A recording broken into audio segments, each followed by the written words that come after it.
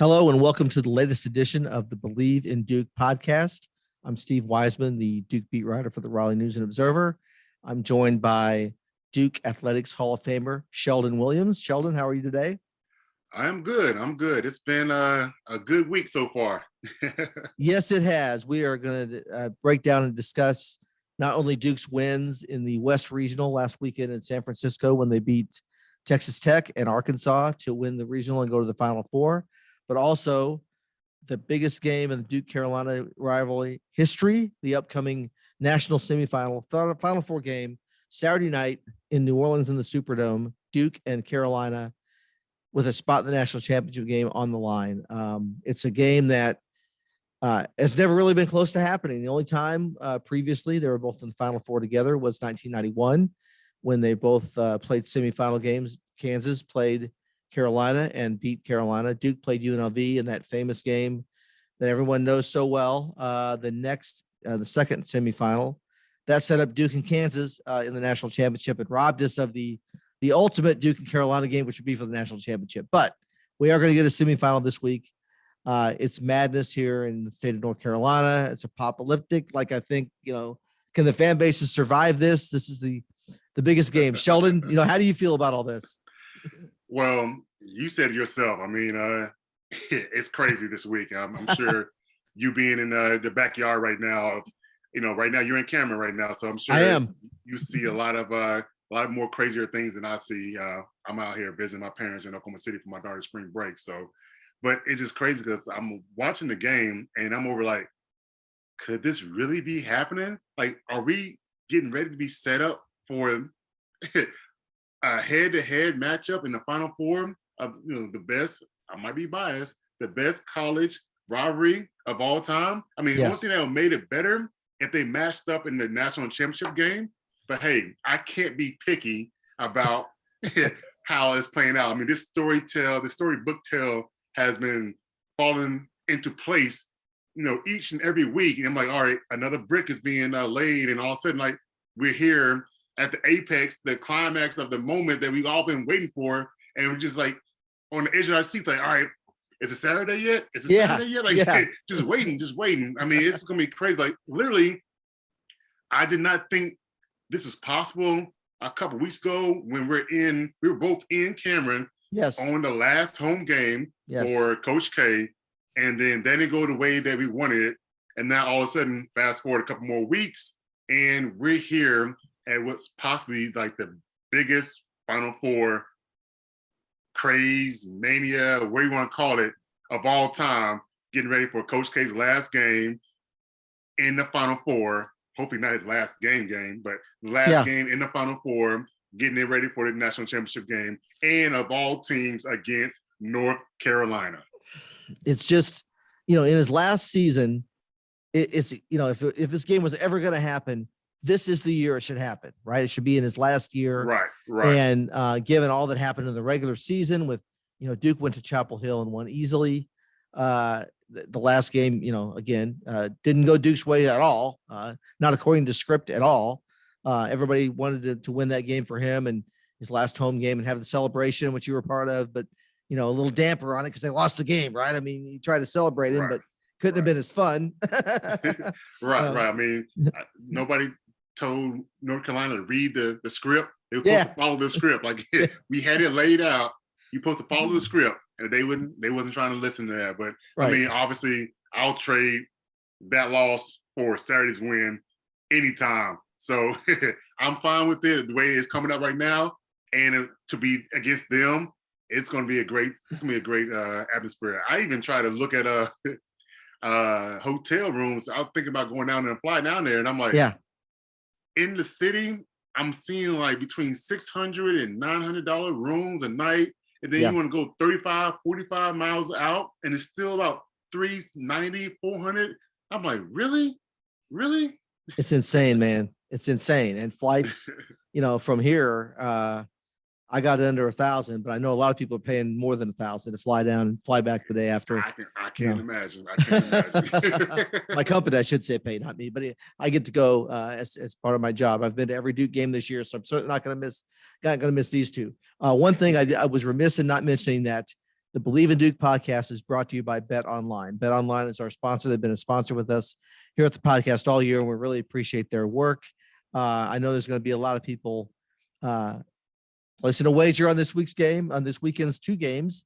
We've already been in bracket season. Everybody's bracket's probably blown up because of St. Peter's and Carolina beating Baylor for that matter, right? So anyway, but it is that time of year as college basketball takes center stage with the tournament finally upon us, and here are the Final Four. If you're looking to wager on the Final Four this year, Bet Online is the #1 spot for all your updated odds and info, along with great contests, including the bracket contest where you have a chance to take home the top prize. Head over to the website or use your mobile device to sign up today and receive your 50% welcome bonus on your first deposit. Just use our promo code BELIEVE, that's BLEAV, to get started. Bet Online is your continued source for all your sports wagering needs, including live betting and your favorite Vegas casino games. Bet Online, where the game starts. And yes, we cannot wait for the game to start Saturday night. It's we're taping this on Tuesday afternoon. I'm here at Cameron because Coach K had a press conference with us assembled media hacks a couple hours ago. The team has been taking it easy for a couple of days. They're going to gather here on campus at about 5:30 Eastern, and the students are going to be there. They're going to send them as they go to the bus, a little celebration. And then they head out to airport to fly to New Orleans on Tuesday night, and then things get going in New Orleans Wednesday and Thursday and Friday, leading up to the Final Four. Sheldon, I know you played in the Final Four down in San Antonio back in the day in your career. So, kind of what the players are getting into here. None of these guys have been in the Final Four. Heck, none of them been in the NCAA tournament, until this year because of COVID and everything. Right. And you were obviously you weren't getting ready to play Carolina. You were getting ready to play UConn, but once you win that regional, and that's a big accomplishment, you cut down the nets, a new banner is going up. I'm hearing the rafters of Cameron right now. I can see where the banner is going to go over there, the new Final Four banner. But what is that like as a player when you have to celebrate that accomplishment and then, buckle down and get ready to go for the next games? Well, as a young kid, you're looking at it as, this is your first time. Obviously the coaches, they're like, what? We've been here before. We got to steer the young players into the right direction. Like, all right, have your moment here. But once this day is over with, we are looking on to the next thing. So it's a little bit different because when we were in that position, you said back in the day, I want to date myself, but I was younger. I was at that game too, and I was younger as well. So yeah, back in 2004. Yes. Yeah, almost 20 years ago. But yeah, back in 2004, we were coming into we were having a hot streak, and then we wind up losing the championship game in double overtime or overtime against Maryland, and that was the first time we had lost in maybe 20 games. And it was, we were on a hot streak. So we were trying to figure out, all right, what do we need to do to get back onto the streak that we were on? And we wound up going through a really tough Elite Eight against Illinois, actually. They had really, really good guards that team. And we wound up beating them and going to the Final Four. So we get in there and we're the glitz and glamour of everything, because it was only 4 teams. You come in, people getting ring sizes for the Final Four rings, and they're getting these little treats and prizes and things like that, where you go over here man, this is really nice. Yeah. It's almost like a little vacation type thing, whatever. And then I was, we got to play you too? Oh, okay. That type thing. But I mean, it's very fun, but Coach does a really good job of trying to make sure that, all right, you have your time, you have your day. Now that's over with. We're here on the court. It's time to work. And then we kind of go on from there. But I mean, Coach kind of said it earlier this year. It's really, the way he explained it was 1-game championships for every game that they did. And it's been really paying off for this team. I will say that this team is one of the most frustrating and exciting teams. I'm not sure because, Coach K last year or not, but it just, I find myself kind of yelling at the TV. But then I'm also, good job, that type thing too. So it's been fun. I'm not gonna lie to you, it's been fun. I mean, the whole tournament in itself has been fun. Yeah, and we did our last episode last week before the West Regional in San Francisco. We knew that Duke was in the Sweet 16 at that point, and Texas Tech was the 3 seed, Duke was the 2 seed, and then Arkansas and Gonzaga played 4 versus 1, and I think everybody was looking at maybe if Duke could get past Texas Tech, that rematch with Gonzaga after beating them earlier in the year. I'm sure Gonzaga wanted to play that game again for sure, right? And but they got tripped up by Arkansas. Arkansas played really well that game. Right. Chet Holmgren got in foul trouble, and that doomed the Zags to another exit before the Final Four. So Duke showed a lot of toughness and maturity in that Texas Tech game. I thought this is an older team. They play great defense, really good defense. In fact, they ended up being a better team than Arkansas as far as Duke. It was tougher for Duke to beat Texas Tech than Arkansas. But Jeremy Roach. Yeah, Jeremy Roach again, coming Roach. up making big shots, and down the stretch of that game, and they went to the zone, right? They went to the zone defense in the second half. Right. It's crazy because we knew they were a very good defensive team. What was kind of crazy to me, because I didn't think that both teams were kind of struggle a little bit to score.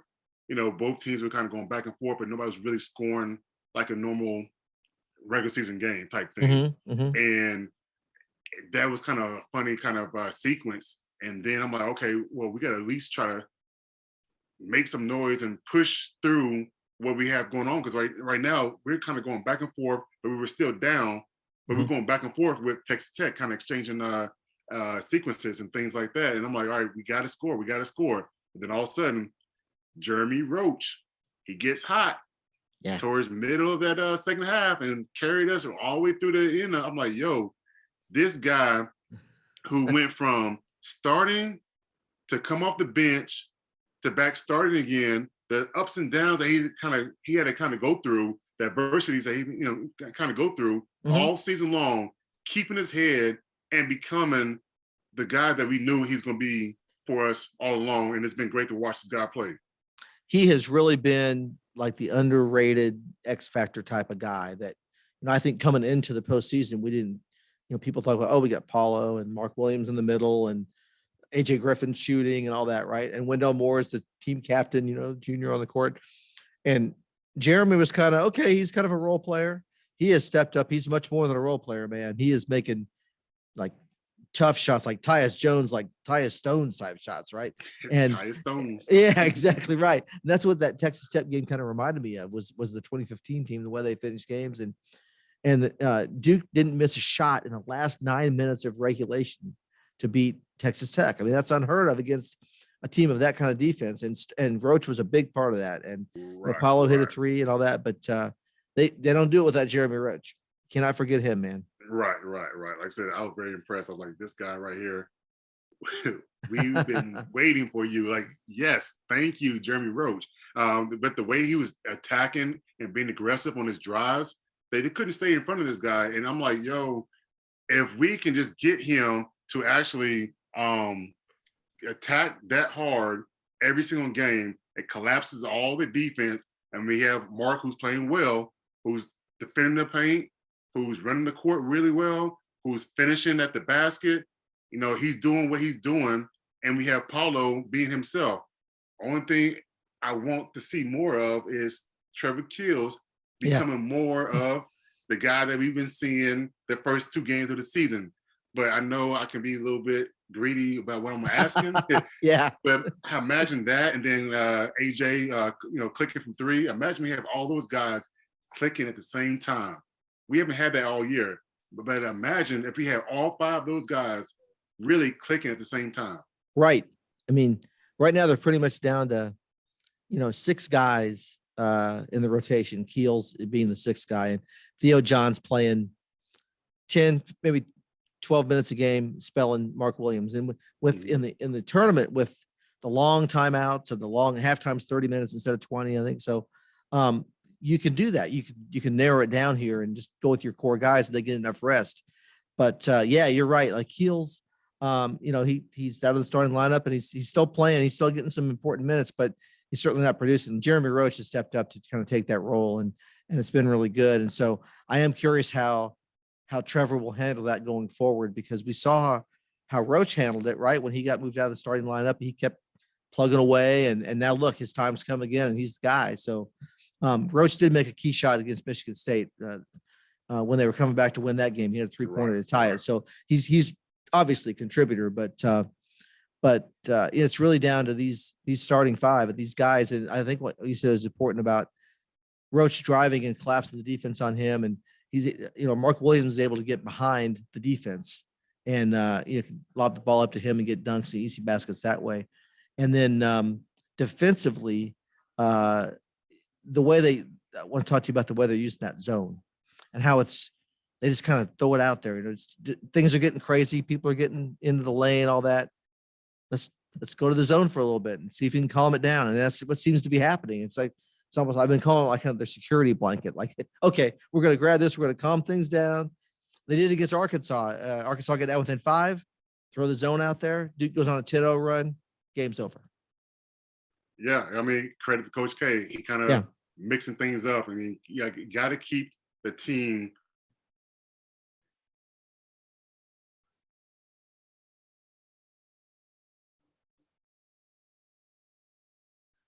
during his coaching career, but he's shown he's done it every now and then. But I see that it's more so lately, more so now that he's doing the zone in, whether it be to mix things up, whether it be to kind of pack it in on the paint, or just trying to slow things down. And he's been very good about knowing when the times to pick to do those type things.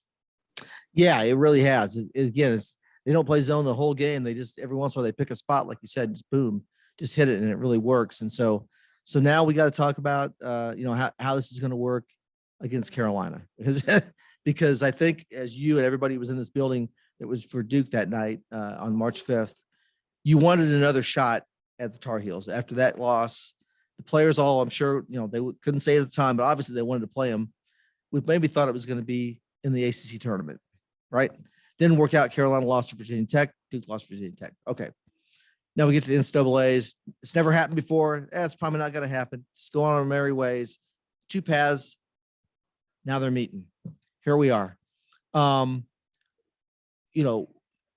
me the feeling of the ex-players like yourself who were in the building that night and looking at Carolina, what they did, and how much you wanted to, people wanted to play them again, right? I mean, this is the game to end all games in the rivalry, I think, for a while anyway. So how is that feeling sitting with you? Yeah, I mean, obviously, you always want to play against Carolina. That's one of the biggest games you want to play.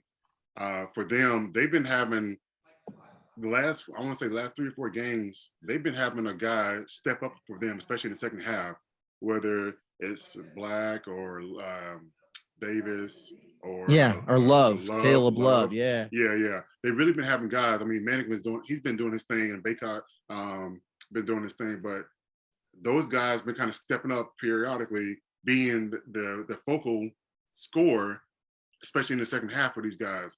And that happened again also in Cameron the last game. One big guy scoring throughout the whole second half kind of really hurt us.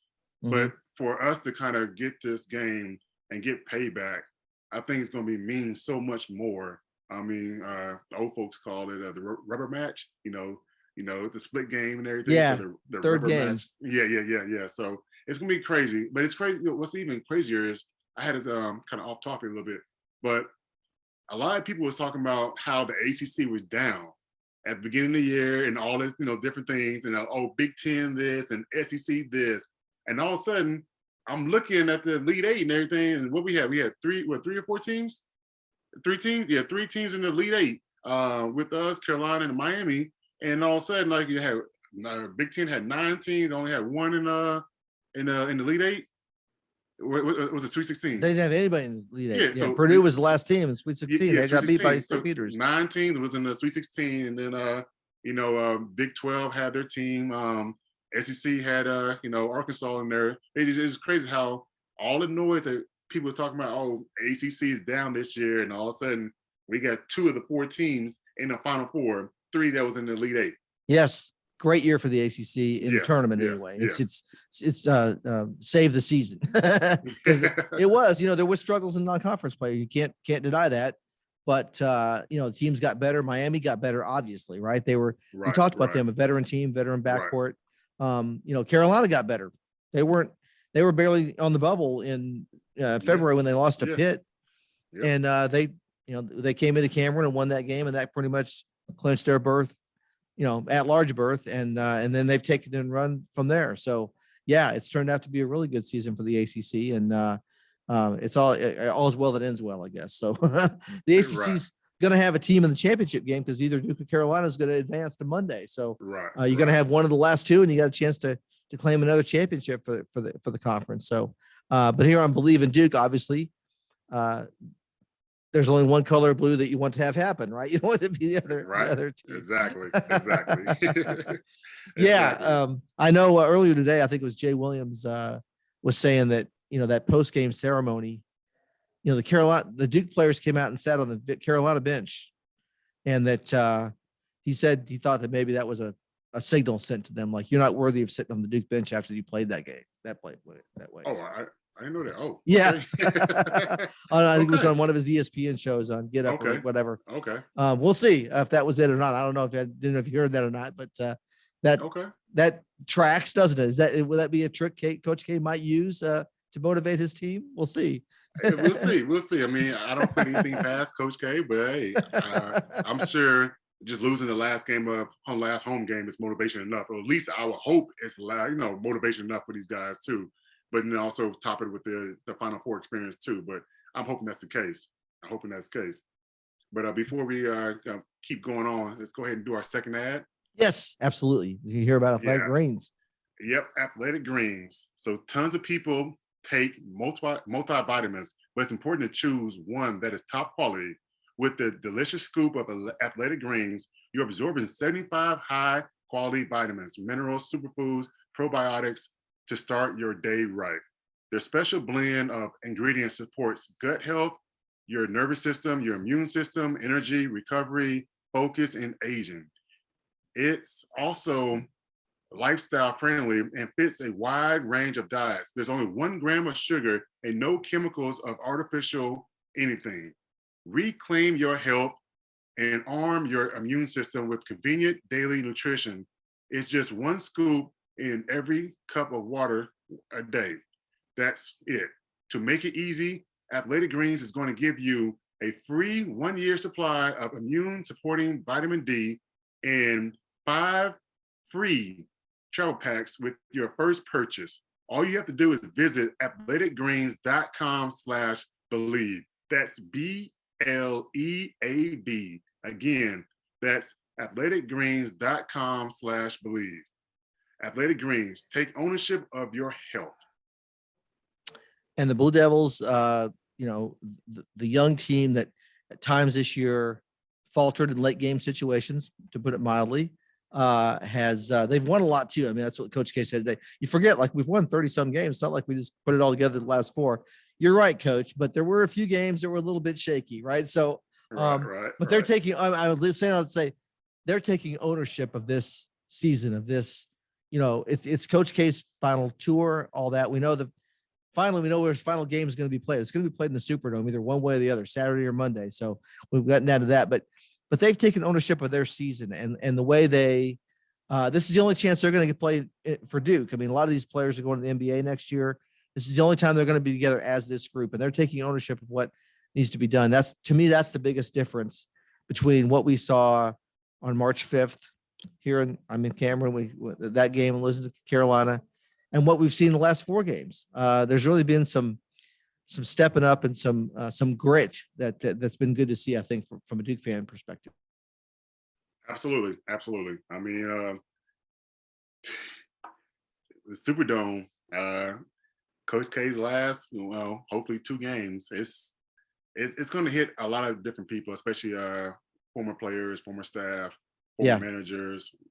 Just the ending. I mean, just being able to be in this position, whether you like for the winning to happen, but just for him to have this, to go out on the biggest stage, is still remarkable, and it says a lot about his coaching era. I mean, the guy's been, received as the GOAT pretty much his whole career, and he's living up to it.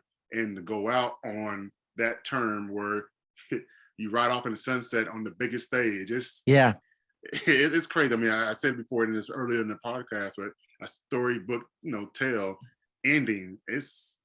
I mean, you couldn't have scripted this even better. I mean, outside of just having the championship game being against Carolina. I mean, Yeah.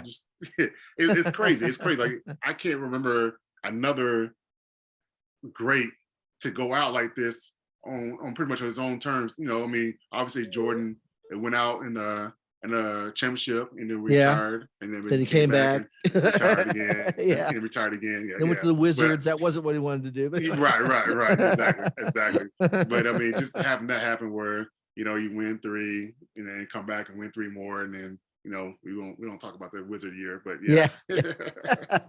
But John Wooden, you know, retired after he won his last championship, but he didn't announce it before. He may have decided in his mind it was it, but nobody else knew. So it wasn't like this build up and all that. So, but he won a championship in 75, the last of the 10, and then walked away and never coached again. So that did happen.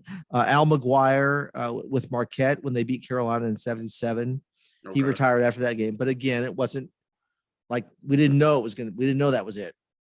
And but speaking of, I'm talking about when I was alive. Yes, I know. Yes. I'm a little older. I understand. I remember those things. But yes, recently I don't remember another time, when this happened. So, but speaking of John Wooden, we have to say that just getting Duke to the Final Four, that's just Coach K's 13th Final Four at Duke. That breaks the record. John Wooden took UCLA to 12. Coach K had been tied for the record with John Wooden. He now owns it all to himself. He has 13. So no matter what happens on Saturday night, and I know Duke fans don't want to think about what could bad happen, but Coach K has done that. This team has hung there's going to be 2 new banners here in Cameron, regular season championship for the ACC, Final Four. Now they want to add the big one in the end zone down there, right? There's 5 of them. I'm looking at them right here. And they want to add the 6th. but he had back-to-back historic nights. You know, the only coach to have 100 wins in the tournament, and then 13th appearance in the Final Four. So back-to-back historic nights for Coach K. As he kind of goes out too. So it's like I said, you can't write a better script than this. Wonderful. It's delicious, isn't it? Exactly. It's such good stuff. And the Michigan State win was his 1200th of his career. So that was kind of the last, round number milestone. Milestone. So now he's at 1202, and he's either going to be 1203, 1202, 1203, or 1204 is his number is going to be at the end here. We're getting down to it. And he I think today when he had his press conference, he was a little bit like, I think it finally hit him like this is the last road trip he's going to take. Like, there's all year long we've been thinking, well, this could be the last.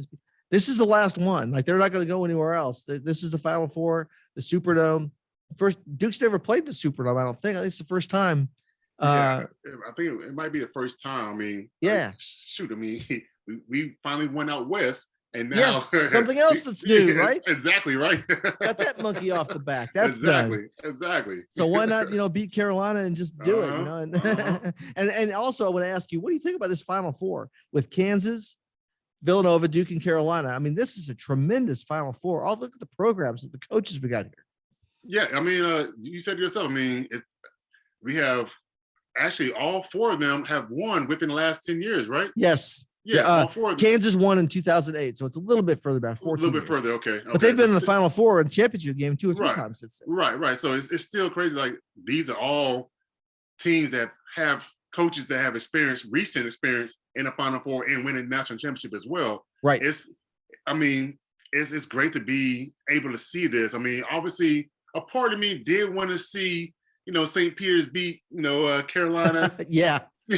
A part of me wanted to see that, but I mean, also another bigger part of me wanted to actually beat Carolina in that stage as well too. But I mean, for us to have these 4 teams in the Final Four, and just looking at the history behind all these teams. I mean, kind of side note, I felt sorry for the guard from Villanova, because as soon as he did it, because I did mine 2 years ago, 2 or 3 years ago. Your Achilles tendon, you've had that injury? And as soon as I saw him fall, because you look back, that's a telltale sign. When you look back, that's almost always Achilles. And he had looked, and then he kind of slowed him up in like slow motion. You kind of see the little ripple. Yeah. Oh man. It's like a lamp shade or like a window shade, right? The muscle kind of rolls up a little bit. Rolls up and everything. Yeah. So I feel kind of bad for that guy. I mean, especially to get hurt stinks right before Final Four. And starter for them, a Big East all player. Mhm. And for that to happen on this stage, I hate that to happen for him. Right. You don't want that for anybody. That's the worst thing. Exactly. So like I said, I got a little side note, but I'm excited for these 4 programs. I mean, these 4 some of the most winning programs within the last 20 years. So Yeah. I can't wait to see how this unfolds. I'm hoping that it unfolds in the way I wanted it to unfold. Right. But Right. You can't ask for anything better than this. No, you can't. And so I'll be heading to New Orleans myself. Again, my company paid the money, thank God, to send me down there to fly and buy those expensive hotel rooms. They want to sign me up for something like yeah. a quick We got to get you weekend. down there. We got to get you down there, Shelden. So yeah. So I think we will wrap up Final Four weekend on the Believe in Duke podcast again. Maybe we'll have another episode this week. We'll see if we can get maybe a guest lined up or something. I'd like to do that before the game. If not,